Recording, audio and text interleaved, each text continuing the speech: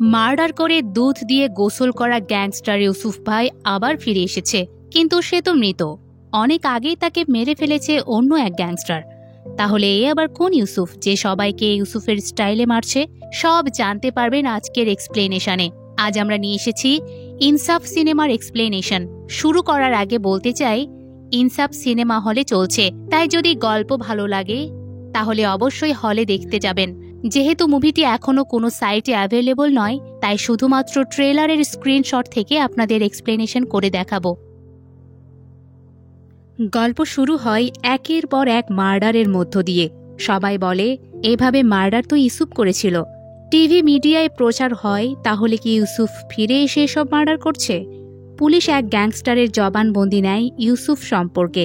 Gangster জানায় ইউসুফ কোনো সাধারণ কেউ নয়, পুরো ঢাকা শহর তার দখলে ছিল। সে মানুষ খুন করে দুধ দিয়ে গোসল করে, আর সে নিজেই এক সাম্রাজ্য গড়ে তুলেছিল, যেটার রাজা ছিল সে নিজেই। কিন্তু ইউসুফ তো মারা গিয়েছে, তার বডি আমি নিজে দেখেছি।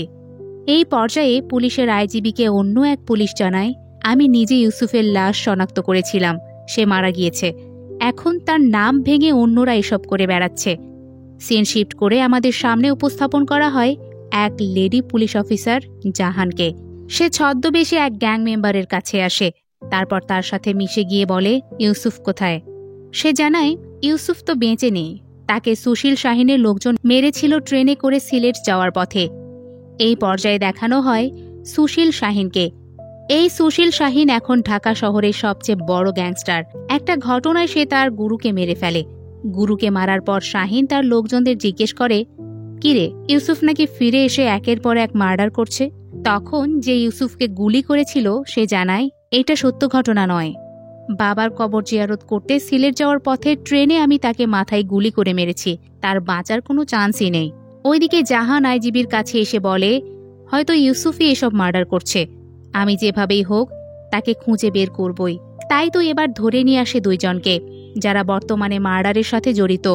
ধরে নিয়ে এসে তাদের প্রচুর পেটায় জাহান, কিন্তু তারা জানায় আমরা ইউসুফকে চিনি না, আমরা আমাদের নিজের সাম্রাজ্য গড়ে তোলার জন্য এসব করে আসছিলাম। সেই সময় অন্য এক পুলিশ এসে জাহানকে জানায় সিলেটে নাকি ইউসুফের চেহারার সাথে মিল এমন তিনজনের দেখা মিলেছে। জাহান আইজিবির কাছে এসে এবার সিলেট পোস্টিং যায়। কারণ হিসেবে জানায় তার সিক্সথ সেন্স বলছে ইউসুফ সিলেটেই গা ঢাকা দিয়ে আছে, কারণ লাস্ট টাইম ইউসুফ সিলেটে যাচ্ছিল।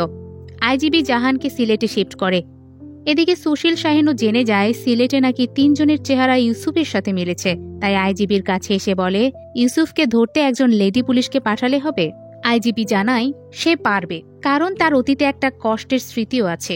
তাছাড়া মনে হচ্ছে না ইউসুফ বেঁচে আছে, কারণ ইউসুফকে তো আপনিই মেরেছেন। ওইদিকে জাহান সিলেটে চলে এসে ইউসুফের চেহারার সাথে মিল এমন একজনকে ধরে নিয়ে আসে, যার নাম লাবু। সে একটা স্কুলের টিচার, তাই সবাই তাকে লাবু মাস্টার বলেই ডাকে। লাবু মাস্টার পাশাপাশি আর্টও করে, কারণ সে চারুকলা থেকে পড়াশোনা করেছে। জাহান তাকে ধরে এনে বলে আপনি যে ইউসুফ সেটা স্বীকার করেন, কিন্তু লাবু মাস্টার জানায় আমি ইউসুফ নই, আমি লাবু মাস্টার। জাহান এবার জিজ্ঞেস করে সিলেট কবে এসেছেন?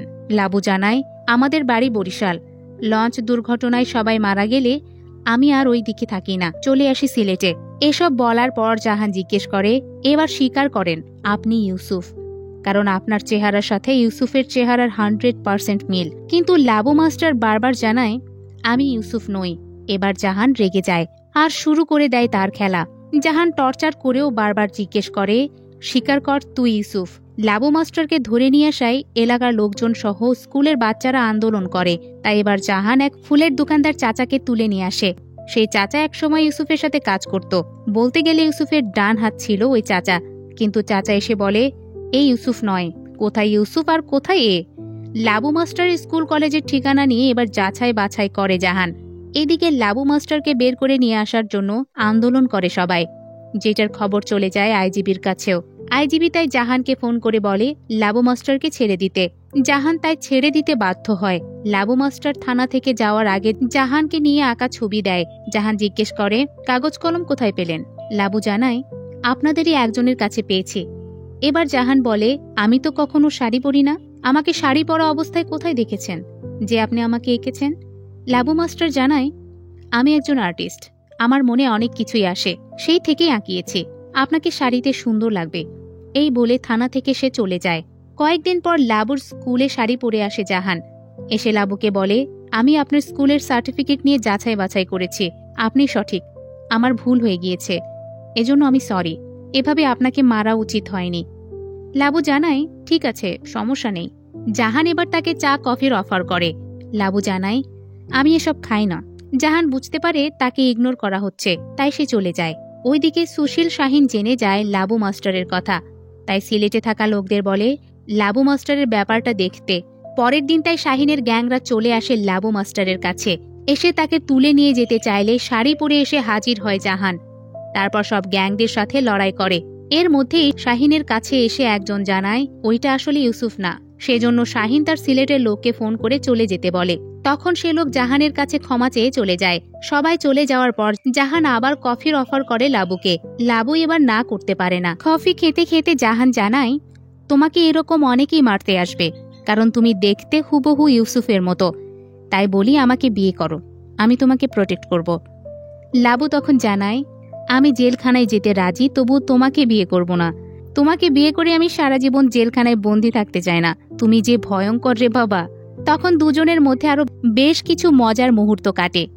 জাহানের মাও এবার লাবুর কাছে আসে বিয়ের প্রস্তাব নিয়ে। লাবু এবার আর না করতে পারে না। দুজনের অবশেষে বিয়ে হয়। এবার চলে তাদের মধ্যে রোমান্স। এর মধ্যেই লাবু মাস্টার জাহানকে নিয়ে এক জঙ্গলে ঘুরতে আসে। সেটা নিয়ে অবশ্য জাহানের অভিযোগ আছে, কারণ হানিমুনে সবাই ব্যাংকক থাইল্যান্ড যায়, কিন্তু লাবু মাস্টার তাকে কিনা নিয়ে এসেছে জঙ্গলে। এই নিয়ে দুজনের মধ্যে বেশ কথাবার্তা হয়। ঠিক তখনই শাহিনের লোকজন তাদের আটকে ফেলে। এবার তারা জাহানকে বলে, সেদিন না হয় পেরেছিলে, আজ তোকে কে বাঁচাবে? তোর জামাই তো এক মাইজ্ঞা, নিজে মারতে পারে না। আজ তার সামনেই সবাই মিলে তোকে গ্যাং রেপ করব।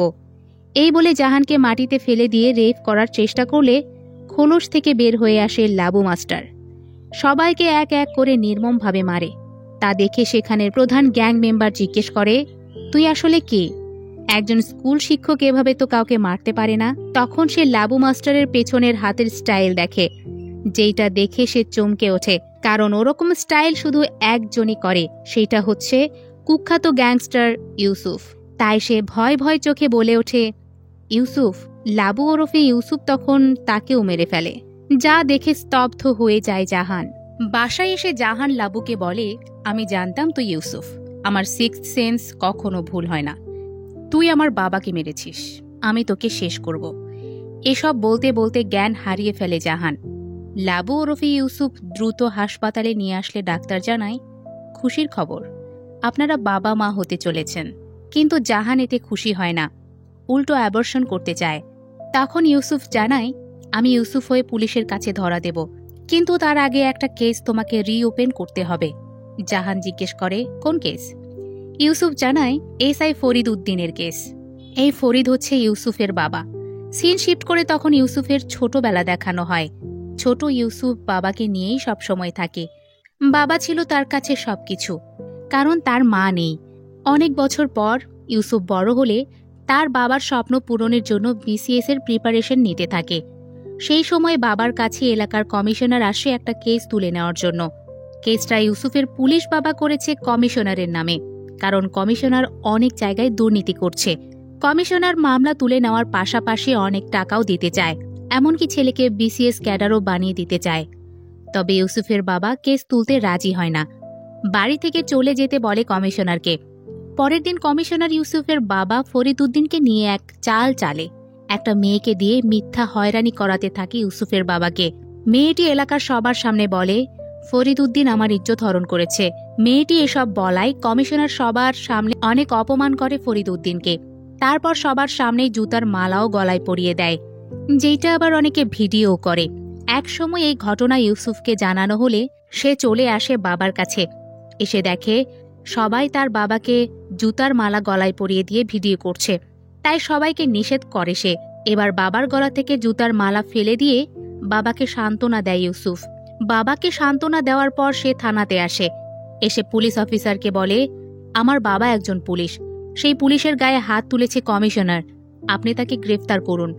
অফিসার জানায়, কমিশনারকে গ্রেফতার করা যাবে না, সে অনেক পাওয়ারফুল, এইটা শুনে রাগ করে থানা থেকে বের হয়ে ওই কমিশনারের কাছে আসে ইউসুফ। এবার ইউসুফ কমিশনারকে বলে, আপনি যেই হাত দিয়ে আমার বাবার গলায় জুতা পরিয়েছেন সেই হাত আমার লাগবে। এভাবে অনেকবার বলার পর কমিশনারের হাত ধরে ফেলে ইউসুফ। তারপর হাত টানতে টানতে একসময় কমিশনারের হাত ছিঁড়েই ফেলে সে। এতে কমিশনার সেখানে মারা গেলে ইউসুফ পালিয়ে যায় এলাকা থেকে। ছেলে কমিশনারকে মেরে ফেলায় ইউসুফের বাবাকে পুলিশের চাকরি থেকে সাসপেন্ড করা হয়। ওইদিকে ইউসুফকে মারতে আসে কমিশনারের কাছের গ্যাংস্টাররা। ইউসুফ তাদেরকেও মেরে ফেলে। এভাবে নিজেকে বাঁচাতে গিয়ে একের পর এক গ্যাংদের মারতে থাকে ইউসুফ। এতে ধীরে ধীরে ইউসুফই হয়ে যায় গ্যাংস্টার, নিজের আয়ত্ত করে নেয় পুরো ঢাকা দক্ষিণ। এর মধ্যে ইউসুফের সাথে দেখা করতে আসে সুশীল শাহীন, যার বাড়ি নিকেতন। ঢাকা উত্তরের কিং সে, পুরো ঢাকা উত্তর তার দখলে। সে ইউসুফকে আগে অভিনন্দন জানায়, কারণ ঢাকা দক্ষিণ এখন তার দখলে। তারপর কৌশলে পুরো ঢাকা নিজের করে নিতে চায় শাহীন। বিনিময়ে ইউসুফকে দিতে চায় সব কিছুতে 50%। তবে ইউসুফ জানায় সে ঢাকা দক্ষিণের কিং, ঢাকা দক্ষিণ তারই থাকবে। ইউসুফের কথা মানতে চায় না শাহীন। তবে ইউসুফও নাছোড়বান্দা, নিজেও দিতে থাকে থ্রেট। এভাবে দুজনের দ্বন্দ্ব সেখান থেকেই শুরু। একের পর এক ডিল করতে থাকে ইউসুফ, যেটা দেখে মাথা গরম হয়ে যায় শাহীনের। তাই এবার ইউসুফের দুর্বল দিক খোঁজে শাহীন। এর মধ্যেই এসআই ফরিদ উদ্দিন সাসপেনশন শেষ করে থানাতে আসলে সবাই সম্মান জানায়, কারণ সে এখন ইউসুফ গ্যাংস্টারের বাবা। বাবার এমন সম্মান দেখে ইউসুফের ভালো লাগে, কিন্তু বাবার ইউসুফের কর্মকাণ্ড ভালো লাগে না। তাই ইউসুফ তার বাবার সাথে দেখা করতে আসলে বাবা তার সাথে কোনো কথা বলে না, কারণ জানে তার ছেলে এখন আর আগের মতো নেই, এখন বড় গ্যাংস্টার হয়ে গিয়েছে, যেটাতে মোটেও খুশি নয় বাবা ফরিদ উদ্দিন। তাই বাবা বাড়ি থেকে বের করে দিতে চাইলেই ইউসুফ বাবার হাতে প্রিয় ফুলকপির বড়া খেতে চায়, যেটা ছোটবেলায় বাবা ইউসুফকে খুব খাইয়েছে। যেহেতু অনেকদিন পর ইউসুফ ফুলকপির বড়া খেতে চেয়েছে, তাই আর না করে না বাবা। বাবা চুপচাপ বড়া ভেজে এনে তার সামনে দিয়ে আবার ভিতরে ঢুকে যায়। ইউসুফ তখন সেসব কিছু অনেক আবেগের সাথে খেয়ে চলে যায়। বাবা বুঝতে পারে এখানে থাকলে ইউসুফ বারবার তার কাছে আসবে, তাই ট্রান্সফার নিয়ে তামাবিল বর্ডারে যায়। এর মধ্যেই শাহীন ইউসুফের বাড়িতে বোম ব্লাস্ট করায়। যে ব্লাস্টে ইউসুফের কাছের লোক ওই ফুলের দোকানদার চাচার এক পা ঝলসে যায়, যেটা দেখে প্রতিশোধের নেশা ঢুকে যায় ইউসুফের মাথায়। তাই সুশীল শাহীনের আস্থানায় গিয়ে অটো মেশিন গান চালিয়ে মেরে ফেলে শাহীনের অনেক লোককে, শুধু ছেড়ে দেয় শাহীনকে। এই পর্যায়ে এসে ফ্ল্যাশব্যাক সিন শেষ হয়। ইউসুফ এসব বলার পর জাহানকে আরও জানায়, তমাবিল বর্ডারের এক স্কুলের প্রোগ্রাম চলাকালীন ব্লাস্টে তোমার বাবা মারা যায়। বোমা ট্র্যাক করে জানা যায় বর্ডার দিয়ে 2 দিন আগে ওই বোমাগুলো এসেছিল। এটা জানানোর পর ইউসুফ জানায়, সেদিন বর্ডারের দায়িত্বে ছিলেন আমার বাবা এসআই ফরিদ উদ্দিন। এই পর্যায়ে আবার পেছনের সেদিনের ঘটনা দেখানো হয়, যেদিন বোমাগুলো বর্ডার দিয়ে আসছিল। সেদিন ফরিদ উদ্দিন ডিউটি করতে করতে অসুস্থ হয়ে পড়লে অন্য পুলিশরা ব্যাপারটা সামলাবে বলে জানায়। তাই তারা ফরিদ উদ্দিনকে বাসায় যেতে বলে। ফরিদ উদ্দিনও সবাইকে বিশ্বাস করে চলে যায়। সেই সুযোগে অন্যরা বোমা ভর্তি করে সব ট্রাক যেতে দেয়, কিন্তু সবকিছুর দোষ দেওয়া হয় ফরিদ উদ্দিনকে। এজন্য আবার সাসপেন্ড করা হয় ফরিদ উদ্দিনকে, সাথে জেলেও প্রেরণ করা হয়। এমনকি তখন নিউজ করা হয় বাবা বোমাগুলো বর্ডার দিয়ে ঢুকতে দিয়েছে, যাতে ছেলে ইউসুফ সেগুলো কাজে লাগাতে পারে। অর্থাৎ স্কুলে যে বোম ব্লাস্ট করা হয় সেটার দোষ এসে পড়ে ইউসুফের উপরে। সেখান থেকেই জাহান ভেবে নেয় ওই ব্লাস্টের ঘটনা ইউসুফ ঘটিয়েছিল, আর ইউসুফই তার বাবাকে মেরেছে। এর মধ্যেই একদিন ইউসুফ আবার দেখা করতে আসে বাবার সাথে। এসে জিজ্ঞেস করে, কে তোমাকে ফাঁসিয়েছে? বাবা বলে, কেন, মেরে ফেলবি তাকে? ইউসুফ জানায়, তাকে খুঁজে বের করে তোমাকে নির্দোষ প্রমাণিত করব। তখন বাবা জানায়, তুই যদি বিসিএস ক্যাডার হয়ে পুলিশ হইতি, কেবল তখনই তুই আমাকে নির্দোষ প্রমাণিত করতে পারতি, কিন্তু তুই তো হয়েছিস গ্যাংস্টার। এসব বলার পরের দিনেই অপমানে সুইসাইড করে ফরিদ উদ্দিন। বাবাকে হারিয়ে ফেলে ইউসুফ। এসব কিছু শোনানোর পর ইউসুফ জাহানকে জানায়, তুমি পারবে আমার বাবাকে নির্দোষ প্রমাণিত করতে। তুমি নির্দোষ প্রমাণিত করলে আমি ইউসুফ হয়ে ধরা দেব পুলিশকে। এটা শুনে জাহান জিজ্ঞেস করে, বাবাকে নির্দোষ প্রমাণিত করার জন্য আমার সাথে তাহলে এতদিন প্রেমের অভিনয় করে এসেছ?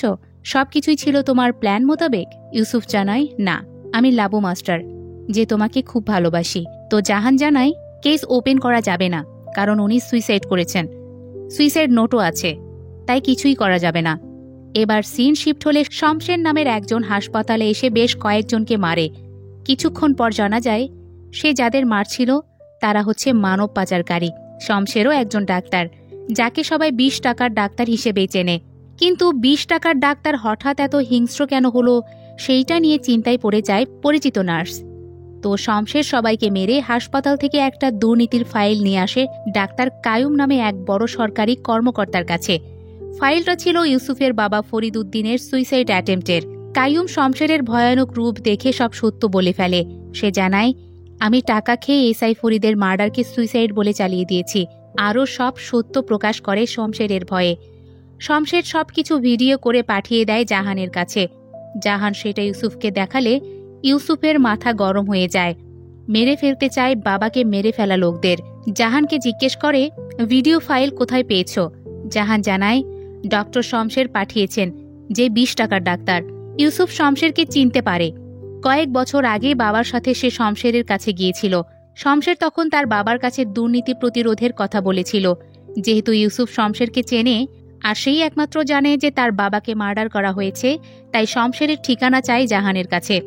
জাহান জানায়, সে এখন মোস্ট ওয়ান্টেড আসামি। সাথে জানায়, ওনাকে আর লাগবে না, আমি কেসটা রিওপেন করতে চলেছি। ফরিদ উদ্দিনের কেস রিওপেন হওয়াতে চিন্তায় পড়ে যায় শাহিন, কারণ সেই মেরেছে ফরিদ উদ্দিনকে। তাই শাহিন ডিআইজিকে ডাকে। এতে বোঝা যায় পুলিশের আইজিবি তার কাছের লোক। সিলেটে ঘটে যাওয়া সবকিছু সেই বলেছে শাহিনকে। এইদিকে জাহান লিগ্যাল ওয়েতে সবকিছু করতে থাকলে ইউসুফ করে গুন্ডা স্টাইলে। সে লয়ারের থেকে জানতে পারে সেদিন তার বাবার সাথে 4 জন পুলিশ ছিল। এবার তাদের টর্চার করে সে। আর শেষমেশ বের হয়ে আসে সেদিন শাহিন টাকা দিয়ে পুলিশদের কিনে নিয়েছিল। তো কেস ওপেন হলে আদালত মৃত ফরিদ উদ্দিনকে নির্দোষ রায় দেয়। এতে ইউসুফ খুশি হয়, আবার বাবার কবরে গিয়ে কান্নাও করে। এর মধ্যেই ইউসুফের টেনশনে অসুস্থ হয়ে পড়ে শাহিন। তারপর যে সেদিন ইউসুফকে গুলি করেছিল তাকেই শাহিন গুলি করে মেরে ফেলে, কারণ সে বলেছিল ইউসুফকে সে হেডশট করে মেরেছে। শাহিন তাকে মারার পর ইউসুফের বউ অর্থাৎ জাহানের সাথে তার অনাগত বাচ্চাকেও মারার প্ল্যান করে। এর মধ্যেই জাহান ডেলিভারির জন্য হাসপাতালে অ্যাডমিট হলে ইউসুফকে দ্রুত তার কাছে আসতে বলে। ইউসুফ আসার সময় শাহিন এসে পথ আটকায় তার। ওইদিকে হাসপাতালেও শাহিনের লোক আক্রমণ করে জাহানকে। সেইটা আবার ভিডিও কলে ইউসুফকে দেখায় সে। সাথে জানায়, এদিকে তুই মরবি, ওইদিকে তোর ওয়াইফ এবং অনাগত বাচ্চা। সেই সময় হাসপাতালে চলে আসে 20 টাকার ডাক্তার শমশের। সেখানে সবাইকে মেরে জাহানকে উদ্ধার করে। যেটা ভিডিও কলে ইউসুফ দেখে শুরু করে দেয় তার খেলা। এক এক করে সবাইকে মারে, যার শেষটায় থাকে শাহিন। শাহিন মারা গেলে সেখানে আইজিবি চলে আসে আর ইউসুফকে স্যারেন্ডার করতে বলে। ইউসুফ স্যারেন্ডার করার জন্য হাত তুললে সেখানে শমশের এসে আগে ইউসুফকে গুলি করে, তারপর আইজিবিকে। সেই সময় জাহানের কোল জুড়েও আসে ফুটফুটে বাচ্চা। এরপর দেখানো হয় 1 বছর পরের ঘটনা। শমশের দেখা করতে আসে জাহানের সাথে। জাহান তখন জিজ্ঞেস করে, আপনি ইউসুফকে মারলেন কেন? শমশের জানায়, আমি ডাক্তার, কোথায় গুলি লাগলে মরবে আর কোথায় গুলি লাগলে মরবে না তা আমি ভালো করেই জানি। সাথে এটাও জানি কখন হাসপাতালে নিয়ে গেলে সে বাঁচবে। মূলত ইউসুফকে বাঁচানোর জন্যই গুলি করেছি। সবার চোখে সে মৃত থাকাই ভালো। এবার শমশের জাহানকে বলে, এবার আপনি দুনিয়ার সামনে আমাকে উপস্থাপন করবেন। এজন্যই আমি এখানে এসেছি। এই পর্যায়ে এসে এক নতুন গ্যাংস্টারকে উপস্থাপন করা হয় আমাদের মাঝে। যেহেতু নাম উল্লেখ করা হয়নি, তাই চঞ্চল চৌধুরী হিসেবেই উল্লেখ করছি। এই গ্যাংস্টার আমাদের কাছে নতুন হলেও ইউসুফের কাছে নয়। ইউসুফের পূর্ব শত্রু সে। তো সেই গ্যাংস্টার ইউসুফের কাছের লোক ওই ফুলের দোকানদার চাচাকে মেরে জানান দেয় সে আসছে। এতে বোঝা যায় ইনসাফ 2 হবে ফাটাফাটি, যেখানে ফেস অফ থাকবে মোশাররফ করিম এবং চঞ্চল চৌধুরীর। বাংলা সিনেমায় এই ফেস অফটা আশা করি বড় রকমের সাড়া ফেলবে।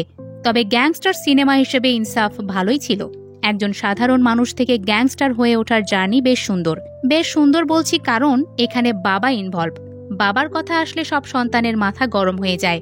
সর্বশেষ ইনসাফ বড় পর্দার সিনেমা, তাই বলবো এক্সপ্লেন যদি ভালো লাগে তাহলে অবশ্যই সিনেমা হলে ইনসাফ দেখতে যাবেন। হল এক্সপিরিয়েন্স ভালো লাগবে আশা করছি। এতক্ষণ মিসেস মুভি এক্সপ্লেনারের সাথে থাকার জন্য ধন্যবাদ।